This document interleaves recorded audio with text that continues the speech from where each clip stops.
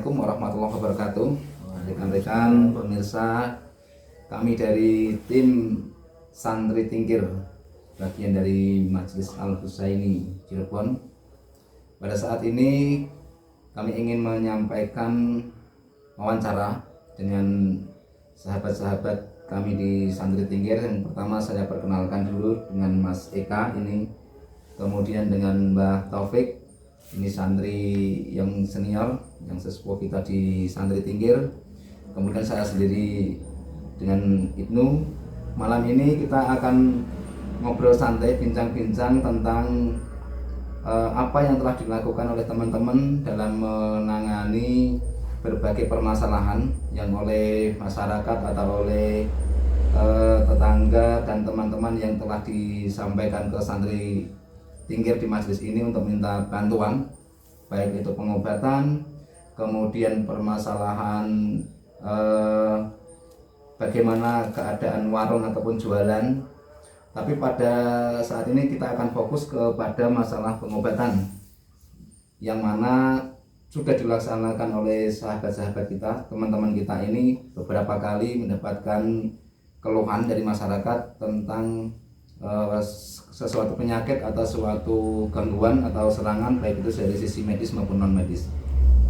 Baik, sebelum kita mulai, saya ingin sampaikan dulu, jangan lupa subscribe dan like-nya, begitu juga komennya, untuk mendukung channel YouTube kita Majelis Santri Tingkir. Oke, kita mulai dengan Mbah Taufik dulu.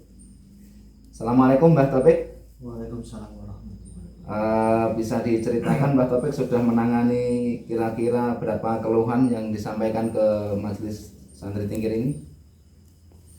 Ada beberapa juga, kita juga udah nyampe ke daerah Cepogo, Boyolali, terus ke daerah Gowo, Boyolali juga, terus dari Ambarawa juga ada, terus Salatiga juga ada.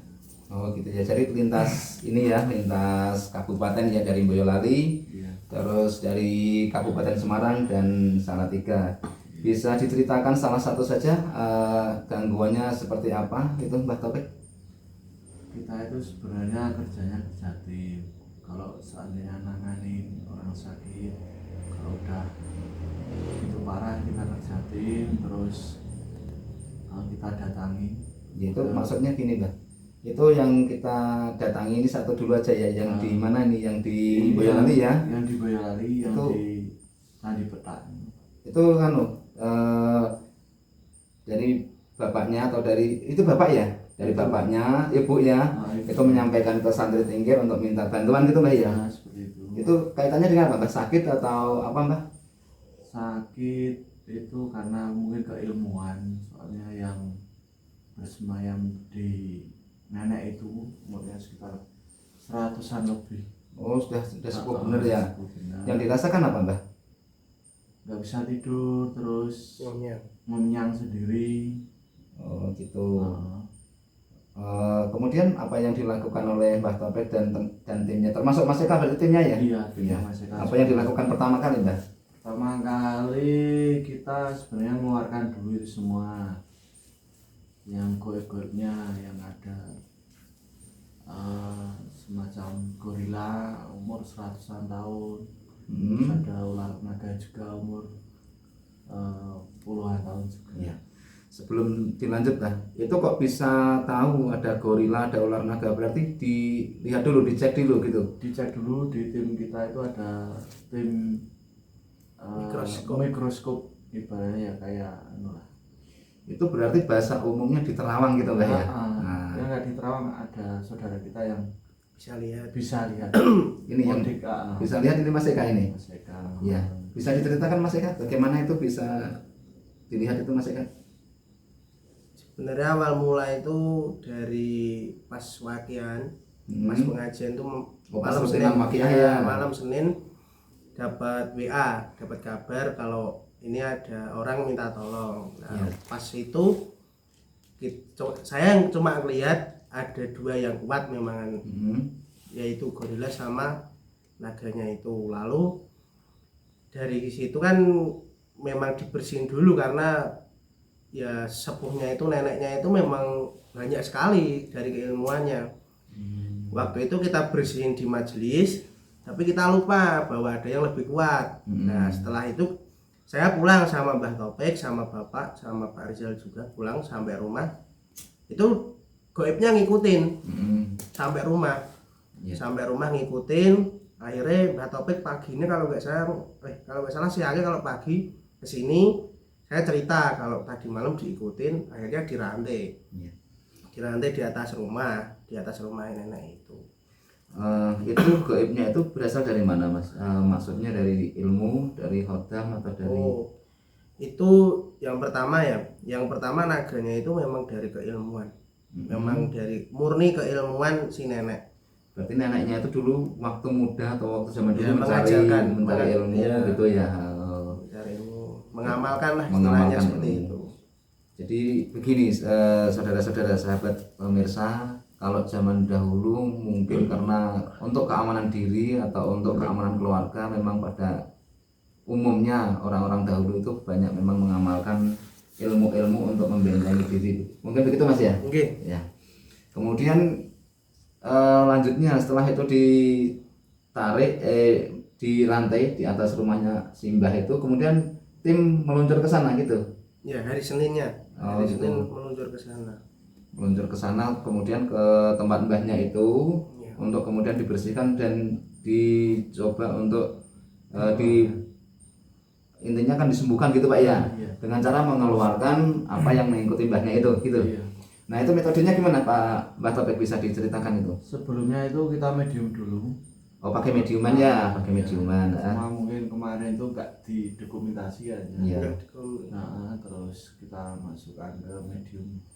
Oke, mediator ya, mediator. Setelah itu yang terkuat masih di dalam, terus ini yang gorila udah diselamkan di sini sebenarnya. Yang terkuat itu berarti yang naga tadi. Yang naga. Ya. Yang keduanya itu yang gorilanya itu diselamkan di sini. Waktu siang tuh apa itu tanknya kok pengen siang kayak gitu sore. Siang menjelang sore. Siang menjelang sore. Tanknya ya itu ditarik ke sini. Gorilanya diselamkan dulu. Setelah itu baru untuk yang naga yang terkuat kita samperin ke sana.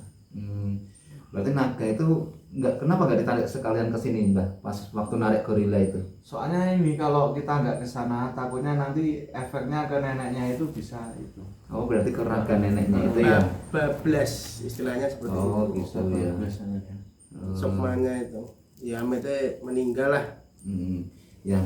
Soalnya waktu di medium itu nanti kalau bisa itu keluar, itu yang si gorila ngomong nanti bisa neneknya itu bisa meninggal. Seperti itu. Karena raganya sudah ditopang oleh si naga itu ya, meskipun meninggal dan tidak itu kan adalah takdir dari yang maha kuasa gitu ya. Karena kan kita harus membatasi bahwa urusan saya tetap kita. Waktu itu juga keluarganya juga dengar, makanya kita ngomong ke keluarganya dulu gimana, ikhlas enggak kalau seandainya ini kita ambil, nah nanti ada resiko seperti ini. Oh gitu ya.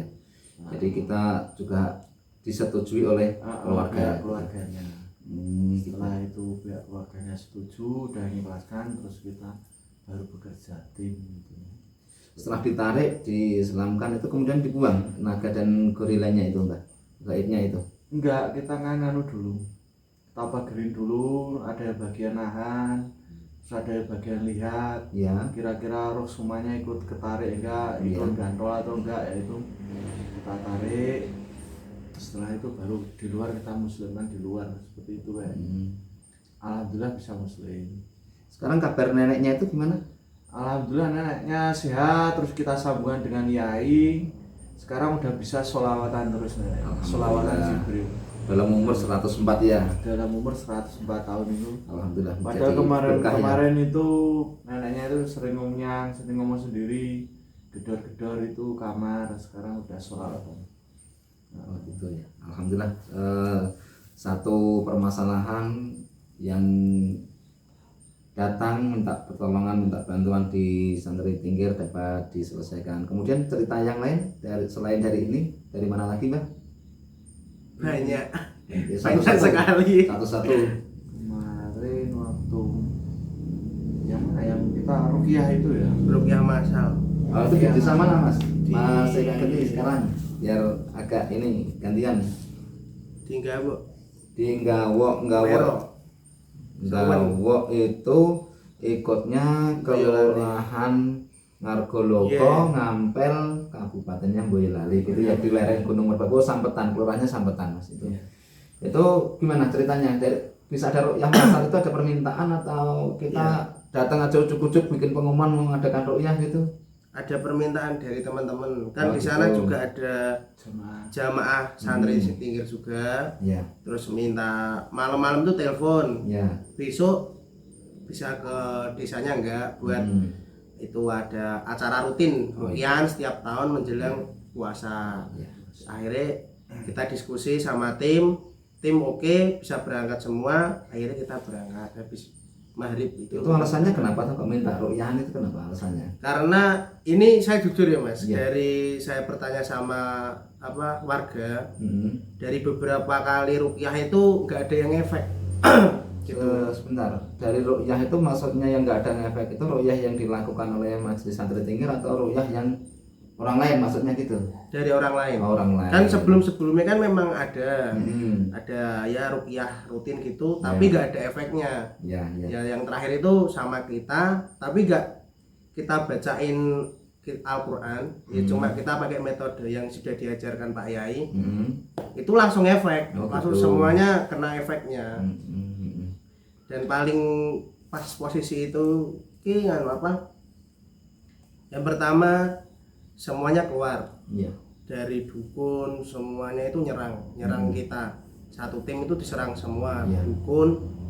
Ada juga ibu Mas Tarno ya, Mbak ya? Ibu Mas Tarno itu kan nggak ikut, sebenarnya nggak ikut ruqyah, tapi dia tiba-tiba dari belakang masuk ke dalam ikut ruqyah. Kita nggak tahu, tim itu nggak tahu kalau dia itu mau ikut. Nah habis dia ikut masuk minum garam yang dikasih sama Pak Yai, beli di majelis pusat, Ya. itu dia langsung kayak iblisnya itu masuk, jadi penyusup. Gitu ya.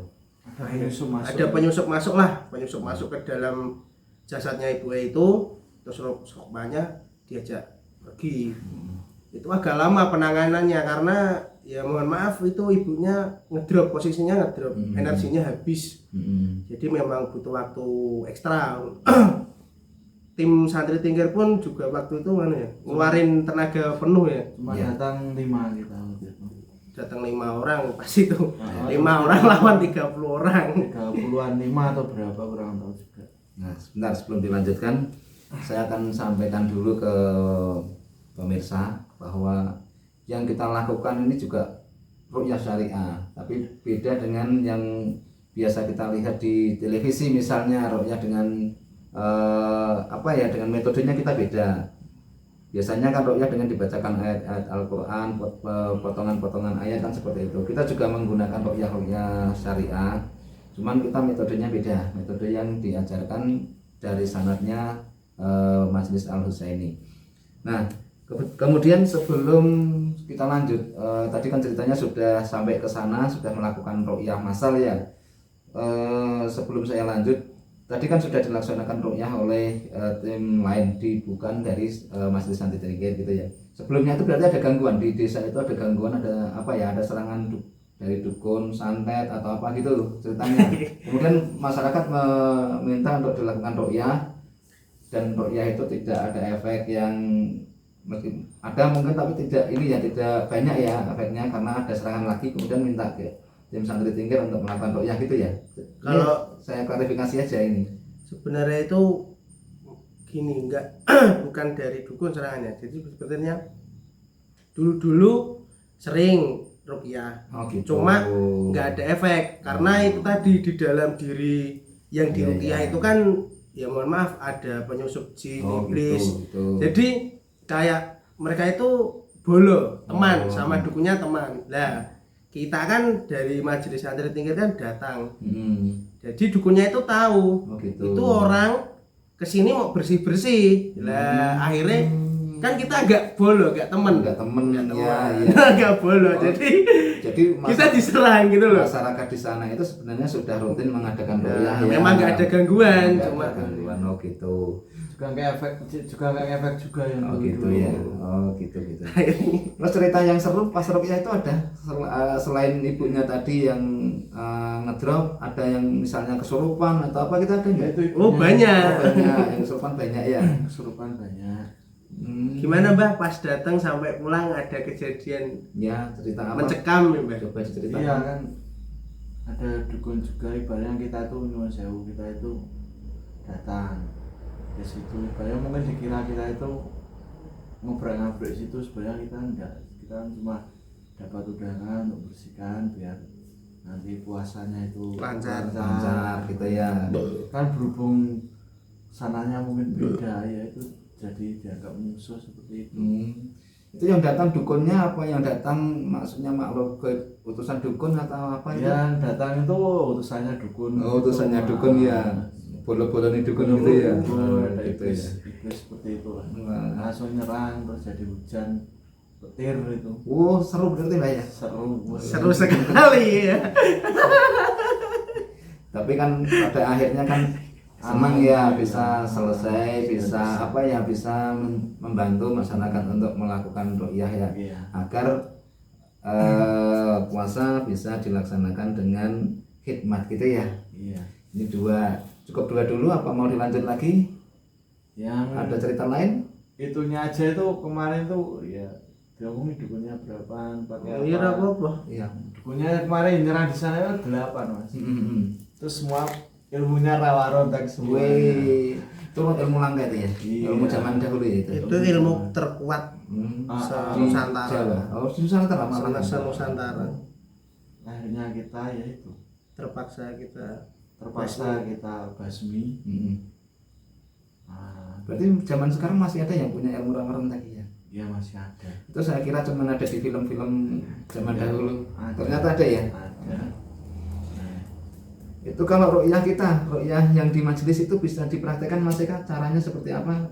Kira-kira aja.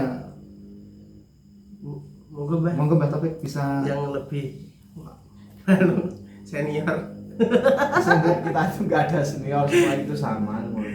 Ya, Kita itu nggak ada apa kalau Iya. tata cara Atau apa besok kalau ada ruqyah lagi kita bisa syuting itu aja. teman-teman, sehingga kita Tahu lah. tidak melakukan peragaan tapi benar-benar nyata kita melakukan ruqyah yang ruqyah syariah sesuai dengan yang diajarkan oleh Majelis Al Husaini gitu aja ya. Iya. Karena kalau kita nanti peragaan malah jadi lucu kan. Ada lagi yang mau diceritakan selain ini? Sudah 2, kemudian yang dari Salatiga ini. dari Salatiga itu kemarin itu ada yang minta tolong yang ini Mas Hewi kalau kuat ya. ini gak apa-apa. Iya kan. Ini santri ini jamaah juga ya Mas Ali ya, jamaah ya. Sering nggak tenang, banyak gangguan di rumahnya. Ya. Akhirnya kita bersihkan rumahnya. Terus kemarin kita ambil kodamnya itu ternyata olahraga. Itu setelah ditanya-tanya sama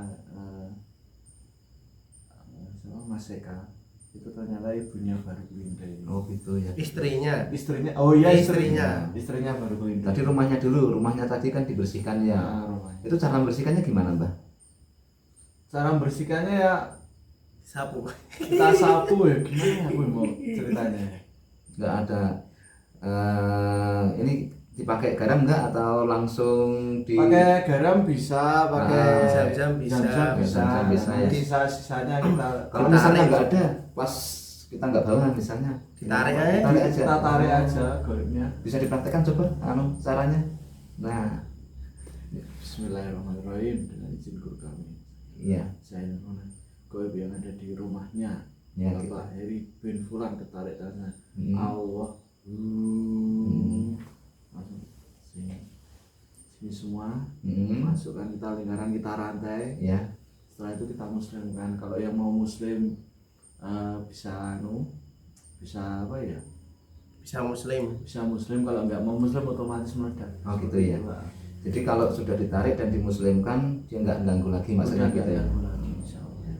sebelum dilanjut ke hodamnya yang ular naga tadi, saya akan menyampaikan dulu kepada pemirsa di YouTube Majelis Al Husaini bahwa cara-cara membersihkan rumah, membersihkan warung, membersihkan tempat-tempat angker misalnya, ada beberapa cara. Yang pertama pakai garam dari Majelis Al Husaini, bisa beli di majelis juga. Garam dulu yang paling mudah, garam dimasukkan ke air, kemudian dipel seluruh ruangan. Kemudian yang kedua ada juga Zam-Zam Asma dari Majelis Al Husaini, bisa beli ke majelis juga, bisa ke majelis pusat juga boleh, silahkan. Atau di channel-channel YouTube yang dari santri Al Husaini banyak sekali, bisa lewat salah satunya, bisa dipel dengan air Zam-Zam. Kalaupun pas tidak ada, kebetulan seperti yang dipraktekkan oleh Mbah Taufik tadi, bisa dilaksanakan. Kalau tidak bisa langsung, misalnya bisa dengan membeli tasbih atau gelang Asma produk Al Husaini. Ini contohnya gelangnya, Mas Taufik juga bawa, ada tasbih juga, bisa dibeli baik ke majelis atau ke menghubungi jamaah di Majelis Tingkir ataupun jamaah yang lain di channel-channel YouTube yang lain. Itu pemirsa, kita lanjut lagi ke hodam yang naga tadi. Gimana ceritanya? Yang di tempatnya Mas Heri tadi? Tempatnya Mas Heri itu hodamnya tadi kan ceritanya istrinya baru pindeng ini. Iya. Terus kemudian diapakan hodamnya itu? Itu kan ternyata dia kodam turunan dari ibunya atau gimana, yang dulu nyari. Oh Setelah gitu. itu ngikut ibunya nikah, terus ngikutnya ke Mas Heri. Oh gitu. Terus baru bisa ketarik kemarin itu waktu malam Senin, baru ketarik kemarin. Di rumahnya Mas Heri atau di mana? Di sini. Oh kemarin, di ini di basecamp Majelis Al Husaini Tingkir. Jadi hodamnya ditarik, kemudian hodamnya diapakan itu? kita muslimkan, alhamdulillah mau, terus kita suruh putus perjanjiannya, terus kita taruh luar, terus tahu-tahu kita sebenarnya itu nggak tahu kalau itu istrinya baru pindeng. Tahu-tahu mau akhir-akhir itu ternyata dia bilang kalau dia istrinya baru pindeng. Terus tarik langsung apa pakai medium, Mbak? Tarik langsung. Soalnya kalau pakai medium terus terang belum ya. mumpuni kita. Jadi medium yang ada di santri Tingkir masih belum kuat sehingga langsung ditarik aja gitu ya. Tarik aja. Caranya seperti tadi yang di pembersihan tadi, sama caranya sama gitu. Seperti itu, terus kita tanya biar nggak ganggu, akhirnya kita kembalikan ke Rawabani lagi. Oh gitu. Itu kalau misalnya tadi kan diputus perjanjiannya, kalau misalnya nggak diputus efeknya apa? Efeknya masih terus ngikutin terus. Oh masih ngikutin terus sampai akhir hayat gitu. Iya, kalau sudah meninggal ngikutin ke anaknya lagi ke gitu. anaknya lagi turun-turunannya. Itu karena ada perjanjian dahulunya. Oh gitu. Itu masih kah ada perjanjian? Oke. Dan itu banyak yang mengadakan perjanjian dengan makhluk itu banyak ya? Ada, pencak silat pun juga ada. Oh gitu. Karena kita kan secara tidak langsung ya, saya nggak pernah memvonis siapa-siapa, tapi setiap kita melakukan sesuatu yang tidak kita ketahui itu bersyanat atau tidak, otomatis sudah mempunyai perjanjian. Walaupun kita tidak secara langsung tanda tangan, itu sudah termasuk gitu. Jadi gimana ya? Itu kan secara gaib memang. Oh gitu. Seperti kayak beli sapi, beli kambing ataupun menyembelih apa-apa, tapi misalnya kasih sajen itu juga ya, kasih sajen itu misalnya gitu. Oh gitu ya. Karena kan gimana ya? Kita niatnya itu apa dulu? Kalau kita menyembelih sapi, kita niatnya untuk bersyukur atau untuk sedekah, itu baik, itu memang langsung bersyanat. Kalau kita menyembelih apa-apa tapi niatnya kita untuk keilmuan, ya sudah, itu langsung tanda tangan kontrak dengan gitu iblis. Ya. Padahal kita nggak tahu. Kita nggak tahu sebenarnya. Dan tidak sadar untuk melakukan itu ya. Seperti itu. Mungkin 3 itu dulu, kita akhiri ngobrol santai malam ini karena ini juga bulan puasa. Saya ingin menyampaikan kepada pemirsa bahwa yang kita obrolkan ini bukan untuk menimbulkan pro kontra atau kontroversi, tapi ini adalah sesuatu yang kita pahami karena pemahaman kita juga terbatas. Kita masih sebagai manusia, kita juga masih belajar. Apa yang kita pahami, kita obrolkan hari ini bukan untuk langsung dipercaya atau diyakini, monggo bisa dipertimbangkan sendiri. Tapi yang pasti kita tidak ingin menimbulkan pro kontra atau kontroversi. Silakan diambil, kalau ada manfaatnya diambil, kalau tidak ada manfaatnya anggap aja ini sebuah hiburan gitu. Terima kasih. Sebelum saya akhiri, kembali saya ingatkan, jangan lupa subscribe, like, dan komen di Majelis Tingkir. Terima kasih atas dukungannya. Wassalamualaikum warahmatullahi wabarakatuh. Waalaikumsalam warahmatullahi wabarakatuh.